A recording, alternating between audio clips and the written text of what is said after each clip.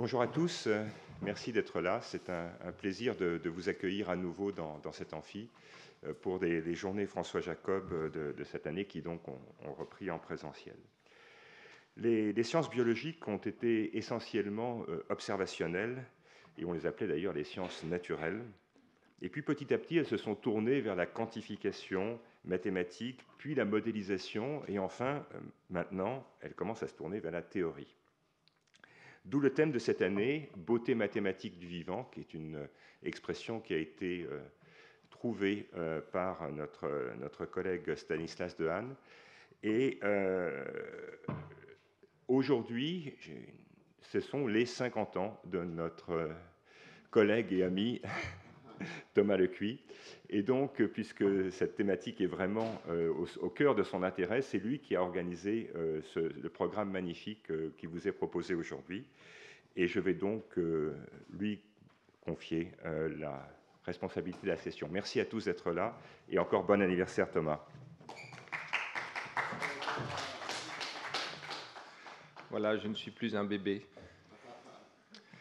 à moi d'entrer dans l'âge de la maturité. Donc c'est un plaisir d'accueillir en personne et à distance nos intervenantes.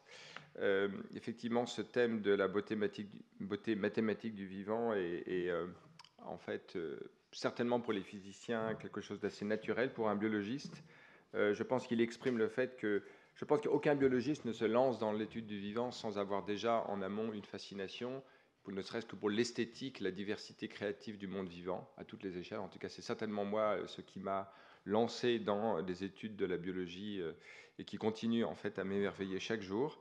Et c'est vrai que dans la lignée de Galilée, pour prendre un exemple, mais également des grands penseurs grecs, il est vrai que découvrir qu'il y a une régularité mathématique dans le vivant, que celui-ci tourne à l'instar des planètes par quelque chose qui est mathématisable et quelque chose qui était à l'origine de l'intitulé de ce colloque. Donc nous allons avoir des intervenants et des intervenantes très diverses, pas du tout exhaustifs, c'est un choix parmi un grand nombre de personnes qui pourraient s'exprimer sur ce thème.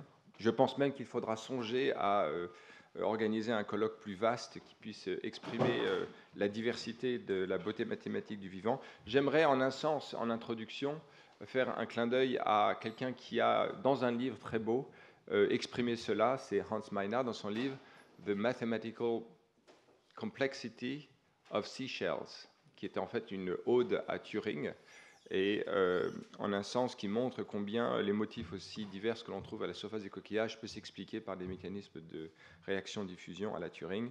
C'est un livre, à mon avis, qui se trouve encore.